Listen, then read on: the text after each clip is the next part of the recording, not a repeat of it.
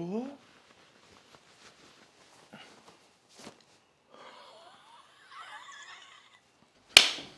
Ouh. Ouh. Le joli baiser, moi, le joli baiser. J'ai fait essayer le froc à quelqu'un de petit, honnêtement, ça a donné vraiment ce putain d'effet là.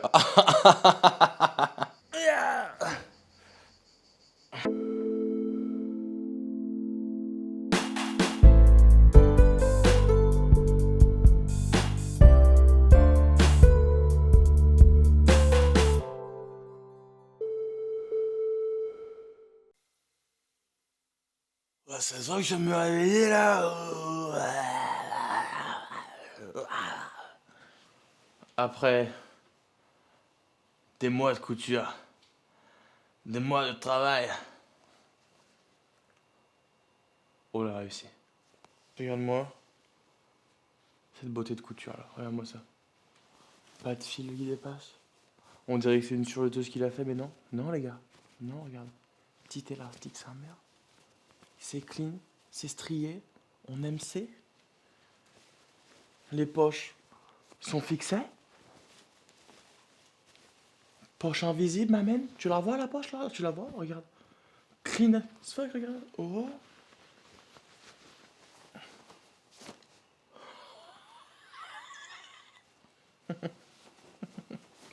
Oh, je rigole. Alors, regardons. Regarde. Petite ceinture. Cordon. Ça baigne, Chirac, ça baigne. Allez, je vous fais un... J'en ai fait deux du coup comme ça. Parce que j'ai une remarque que beaucoup de gens m'ont fait, c'est que les pantalons étaient trop courts. Et du coup, je me suis dit, je vais les faire plus longs. Il y en a aussi qui aimaient avoir des élastiques en bas. Du coup, j'ai fait faire un mélange de tout. Niveau technique, je dirais qu'on est proche de ce qui se fait, on va dire, si, par quelqu'un qui coud bien à la main. Donc, je dirais que ça, c'est une bonne chose. Là où ça va plutôt être critiquable, c'est sur le style. Ça veut dire que moi, j'aime bien.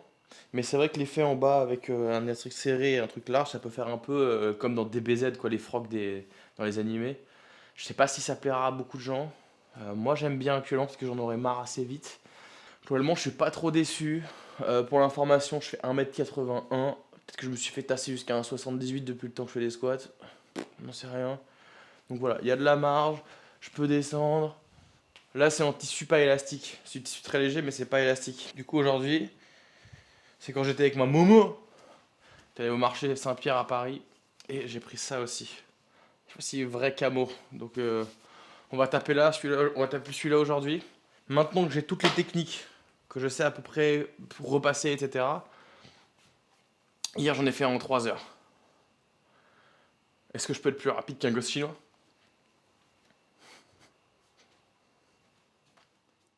Personne ne sait. Personne ne sait. T'as vu? Petite table de coutille. Du coup, j'ai récupéré des meubles chez les voisines. Et du coup, j'ai pu choper de la matière lisse, là. Matière d'armoire, quoi. Que j'ai découpé. J'en ai fait plusieurs trucs. Là, j'ai mis des cales pour quand j'ai besoin de faire les ourlets de la taille. Si le pantalon est trop grand et extensible. Comme ça, j'enfonce le pantalon dedans. Ouais. Si j'ai besoin, je peux soulever ça. Ça arrive à chaque fois. Genre, à chaque fois, ça tombe. Parce que je suis con. J'aurais peut-être dû les incliner. Ouais, je peux ouvrir là aussi pour pouvoir faire mes ourlets. Et en dessous, bon, je vais te montrer en dessous. On verra bien assez tôt dans la vidéo, je pense. Et en dessous, hop, petit pied, petit carrelage. Voilà. Carrelage criminel, tu vois ce que je veux dire? On va peut-être réorienter cela de spi. Où est mon tournevis? Déjà. Bon bah finalement ce sera début Big Jus bricoleur. L'avantage c'est que la matière étant lisse là, ça fait que je peux découper du tissu dessus sans me faire chier. Et ça les gars, on prend. Tout est bien pensé, tout est bien fait quand on y croit. Hop, 2,7. Et là, 2,7.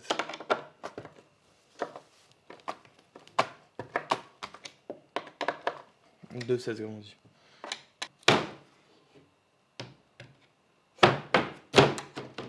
Voilà, c'est aussi résistant qu'avant et ça cassera moins les couilles. Hop, hop. Bah oui, comme j'ai acheté une scie sauteuse, maintenant je peux faire des trucs un peu plus stylés. Bon, du coup, première étape, le plus chiant, peut-être le plus long, c'est les poches. C'est là où moi j'avais raté avant. C'est que les poches, faut que ce soit assez précis. C'est pas si dur, mais faut quand même savoir le faire. Est-ce que je rapproche pour vous, peut-être que vous voyez mieux? Je sais pas. Ah, le but, c'est de venir fixer ici, sur l'avant, retourner, trait de couture pour finir la poche, et on est good. Where is mon stylo? J'ai fait une Julien encore là. J'avais tout sorti pour pas perdre de temps et j'ai quand même réussi à perdre du temps. Réglounette. Toujours plus grande la règle évidemment. Mais hier sur les 3 heures j'avais perdu du temps parce que j'ai fait des petites erreurs. Quand j'ai cousu le truc, j'ai pris un bout de tissu que j'aurais pas dû prendre avec. Du coup j'ai dû découdre pour recoudre. Ça m'a fait faire un petit 20 minutes. On peut espérer que j'arrive à faire un truc correct assez rapidement. Ok. Good.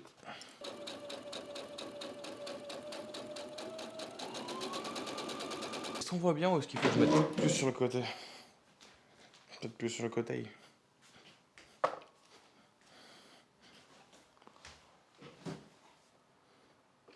Peut-être c'est pas trop mal là. Ah oui, ce sera peut-être mieux là. Zbob zbob.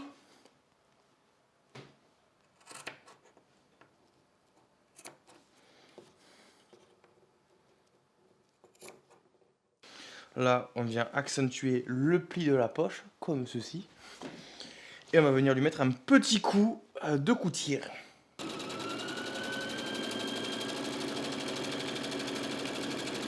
Bon, là, tu vois, tu as un trait, tu te dis, c'est un trait. Regarde-moi ce trait là. Regarde-moi ce... Tu le vois le trait ou pas? Tu le vois le trait? Oh putain, on le voit ou pas le trait? Regarde-moi ce trait là, oh putain, gong. Hop, on superpose la chapeau. On va venir la coudre avec sa jumelle. Et on sera bon. Chez moi, il y a un problème de lumière, voilà. J'ai un peu de lumière. Ouais, c'est pas grave.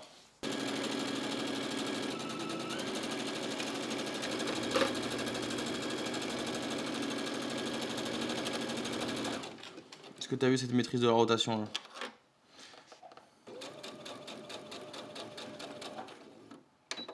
Je suis pas sûr que tu as vu la maîtrise de la rotation parce que c'est un événement qu'on voit pas tous les jours ça. Voilà, c'est considéré comme assez ouf. Gamelle du chat. Et dedans, je mets les trucs dont j'ai souvent besoin. Comme mon coupe-coupe. Comme mon pied pour le surjet. Voilà. Et là, la vraie nouveauté, c'est que là, pour faire ce que j'appelle moi définition, j'utilise un point de surjet qui fait tout comme une surjeteuse, sauf que ça coupe pas le tissu. Et donc c'est pour ça que je le coupe avec un point que je fais avant, droit, pour avoir un truc qui rend clean. Hop, comme ça là. Hop, on est parti. Bon là c'est un peu plus long là.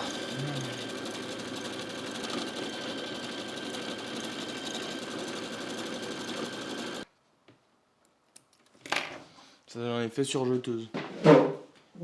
Voilà, du coup là on y croit. Le truc de cette méthode, c'est qu'elle me bouffe une quantité de fil qui est astronomique.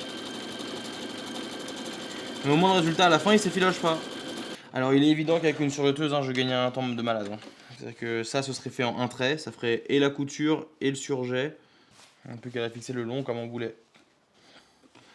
Donc là je pique dans le point de surjet pour faire une attache clean et invisible. Comme ceci. Voilà. Là, mesdames et messieurs. Hop. Poche à l'avant. Et surtout, poche à l'arrière.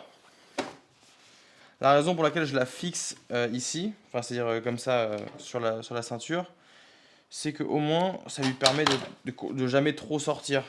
Et du coup, si vous mettez un truc dans votre poche, ça évite que aussi la poche se fonde trop si c'est trop lourd. Il y a beaucoup de pantalons où c'est juste fixé par le côté et la poche elle fait comme un nibar tout vide. on va me dire ouais, bah c'est l'image que j'ai, désolé. J'aurais pu utiliser plein d'autres images, mais c'est l'image qui me faisait rigoler. Donc ça c'est good, on met ça là et on passe à l'autre côté. Donc on est reparti, même règle que tout à l'heure. On prend la chepeau, on la fixe de le bon côté. Alors attention, je mets l'eau parce que à tous les coups, je vais mettre un coup de clé dedans et ça va faire pouf. Coucou le bébé. On voit le bébé chat, regardez, il y a un bébé chat qui est là. Tu veux monter où, Minette? Oh non, t'es dans des buissons, toi. Viens, allez. Viens faire des bisous à ton papé. Oh, allez, laissez couer, c'est Minette. T'es roulé dans coué encore. Regardez-moi, c'est encore du caquet. Bon, on va le mettre là. Tu fais n'importe quoi, ma minouche. Toi et moi, on sait. Tu t'es amusé un peu dehors? Tu veux que je mette ta boîte à l'intérieur parce qu'elle est en plein soleil? Ça arrive. Ou c'est que tu veux jouer peut-être? Et malheureusement, papé il travaille. Qu'est-ce qui se passe, mon bébé? Ah oui? Bon, tu veux jouer. On va mettre ta petite boîte lait. Elle aime bien son petit carton. On lui laisse son petit carton. Qu'est-ce qui se passe, mon bébé? Qu'est-ce qui se passe? À ce point? Il faut jouer maintenant, là. Bon. Petite pause chat.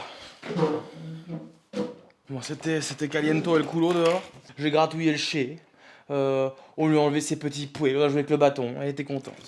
Donc là, on repasse à la phase plus simple. C'est juste, on va relier les deux grandes faces, quoi. Donc on prend la face arrière, gros. Cassez-vous, Léon. Le Joe, c'est mort. Le Joe, j'y baise. Ouh. Ouh. Le Joe, j'y ai baisé, moi. Le Joe, j'y ai baisé. Considérablement, j'ai de vrais frères. Il est vrai, j'ai trop d'adversaires. Sur le côté, quelques ennemis refoulés. Bon, là, le seul truc un peu technique, c'est qu'il faut arriver à passer dans la rainure de la poche sans coup de la poche. Pour que ça fasse ce qu'on veut.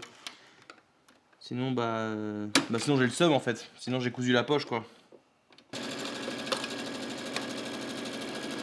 Alors, la chose intelligente à faire aurait été de la marquer avec un stylo. Hein. Je préfère préciser. Sauf que là, je suis pas un smartman.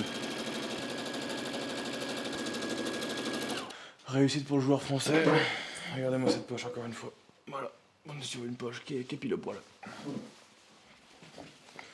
Donc évidemment, après on fait le point de surjet, mais je vais essayer de tout faire d'un coup, donc on le fera juste après, une fois que j'aurai fait les deux jambes.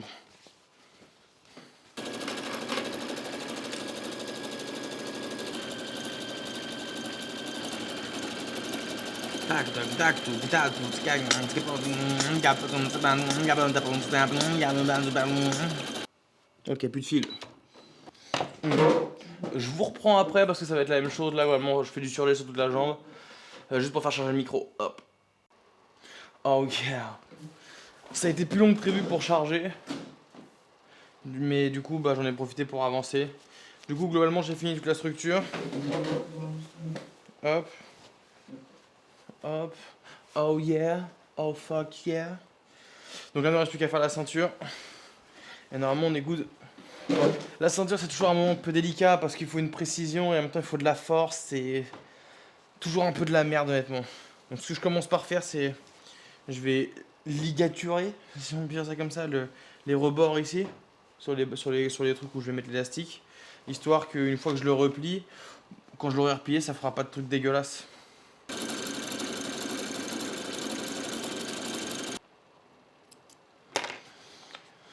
Good. Ok. Fini la surjeteuse pour aujourd'hui. On repart sur le trait droit. Ça va être mon casse-couille, ma gueule.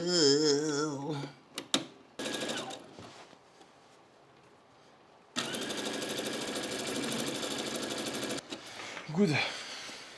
Et là voilà. Du coup, ça donne cet effet-là. Du coup, de ce côté-là, on a ce bord-là comme ça. Hop. Et ça fait que quand je vais venir plier pour la ceinture, hop, on aura un bord joli à l'intérieur. Comme ça. Voilà. Bon. Et là, ce chic. Et là, ce tic. Là, c'est la partie, honnêtement, c'est celle que je rate le plus en termes de précision et de bouteille. L'autre bidon. Je vais pas filmer ça parce que c'est un... Enfin, je vais filmer la couture de l'élastique, mais pas le setup parce que c'est un peu long. Ce que je fais, c'est que je coupe la longueur élastique que je veux. Je fais des encoches un peu tout le long. Et je vais faire 1, 2, 3, 4, 5, 6, 7, 8, 9, 10, 11, 12. 12 encoches. Et je vais venir le coudre verticalement à chaque fois. Et après, je ferai des traits horizontaux. Ça me permettra en fait de juste avoir à tendre des petites parties à chaque fois. Ce qui rendra la couture plus régulière et plus propre. Ok, on se retrouve juste après les copains. Oh my god. Bon, on l'a fait les gars. Hop. L'élastique est fixé autour. Maintenant, il n'y a plus qu'à se servir de ma magnifique table de couture. Pas me faire niquer comme à chaque fois. Voilà. Là, c'est la partie épuisante. Est-ce que ça va se voir assez vite? J'enfile le froc là-dedans. Hop. Comme ça. Et voilà. Et là, je viens plaquer. Il faut que je tienne en même temps. Il faut qu'avec ma main libre, je viens faire, hop, fermer le pied.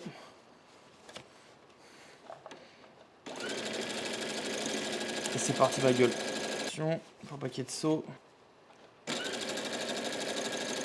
Voilà, c'était le bon choix, c'est beaucoup plus facile qu'avec moins de fixation verticale. Bien ouais.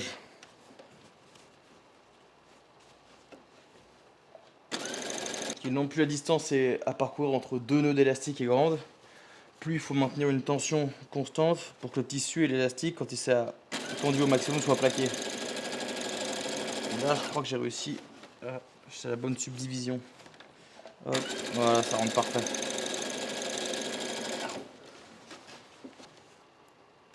Évidemment, ce sera jamais aussi bien cousu qu'une machine, mais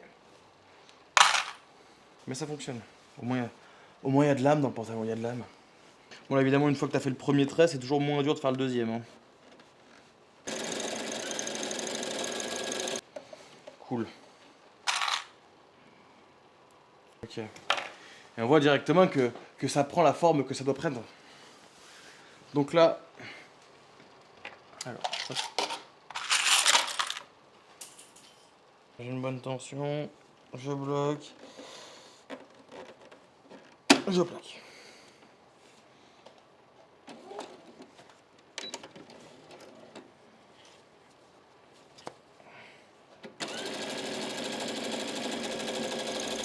Voilà.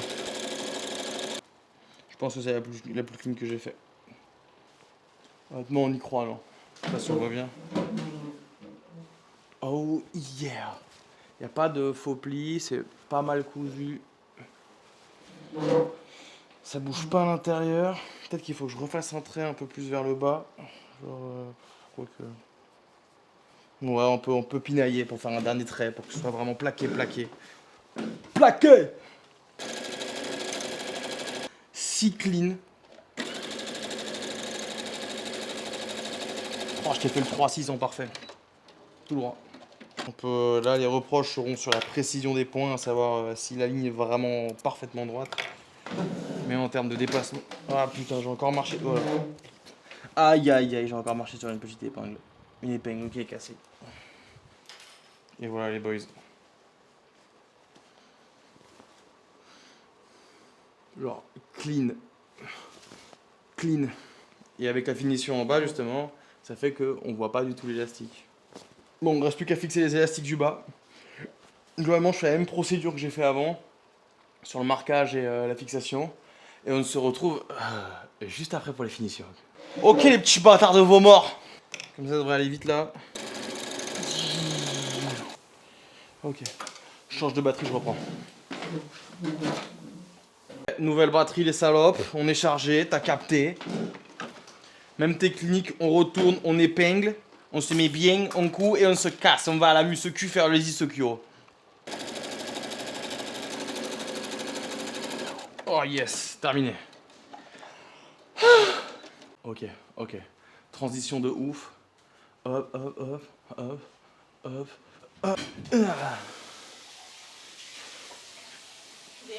T'en penses, t'aimes bien? Ouais, de ouf. Non, je vais pas. Donc comme je disais, plus que la couture, cette fois-ci, on peut plutôt critiquer l'aspect esthétique. Là, c'est plutôt un style que les gens aiment ou ils aiment pas. Hop. Voilà. C'est tout pour aujourd'hui, bande de petits bâtards. Voilà. Peace. Bon, petit débrief. Moi, je suis trempé ma race là. Le style que j'avais abordé hier sur les pantalons a posé problème. Je m'étais vu, on aurait vraiment dit des frocs de DBZ. Et en soi, c'est pas vraiment ce que je voulais. Du coup, j'ai posé pas mal de questions à pas mal de gens et bah, tout le monde a été plutôt d'accord pour dire que c'était trop large en bas. Du coup, fuck it. Pour la 200 millième fois, j'ai dû reprendre les frocs. Mais comme je suis un moins mauvais couturier qu'avant, j'ai pu faire ça super clean et super rapidement. J'ai diminué en bas et je pense qu'honnêtement, j'arrive à ce que je voulais. C'est-à-dire que, je sais pas si on voit bien. Voilà. C'est-à-dire que on a le côté large que je voulais ici. Hop. Et un peu derrière. Et on a ce côté un peu où ça tombe bien en bas. Je l'ai fait essayer à un mec qui est ultra balèze. Enfin, un mec, à Johan, quoi, le frérot, quoi, ultra balèze. Ça lui allait super, honnêtement. Je suis trop refait, donc let's go. Voilà, attendez, peut-être qu'on voit pas bien. Je vais peut-être me. Alors, peut-être que moi je suis. Peut-être que moi je suis pas hyper bien foutu parce que j'ai une taille assez large et du coup ça rend pas super bien. Mais c'était l'effet que je voulais, ce qui fait que on a de la marge pour descendre. Hop. Sans pour autant avoir l'impression que le frog va péter ou n'importe quoi. Donc c'est plutôt une bonne chose. Hop. Voilà, donc à partir de maintenant, je fais toutes mes vidéos en squat. Attends, j'arrive. J'ai, j'ai fait essayer le froc à quelqu'un de petit, honnêtement, ça a donné vraiment ce putain d'effet là. Genre, il était trop large par rapport à la longueur de ses jambes et c'est vrai que ça a donné vite un effet. Attends, faut que l'illusion soit parfaite. Est-ce qu'on voit mon pied derrière? Non. Là, on le voit. Là, on le voit. Là, on le voit pas. Ça donnait vraiment cet effet.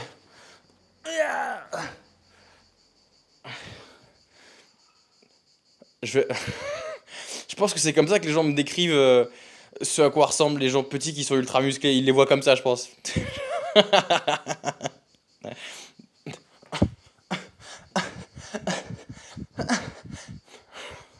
Je fais du squat.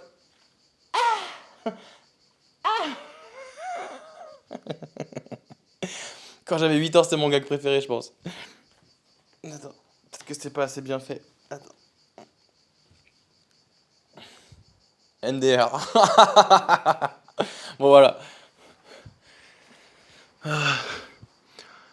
suis dégueulasse, je suis trempé, c'est pas grave, j'ai fini mon taf, je suis content, j'ai eu ce que je voulais. Peace, kiss.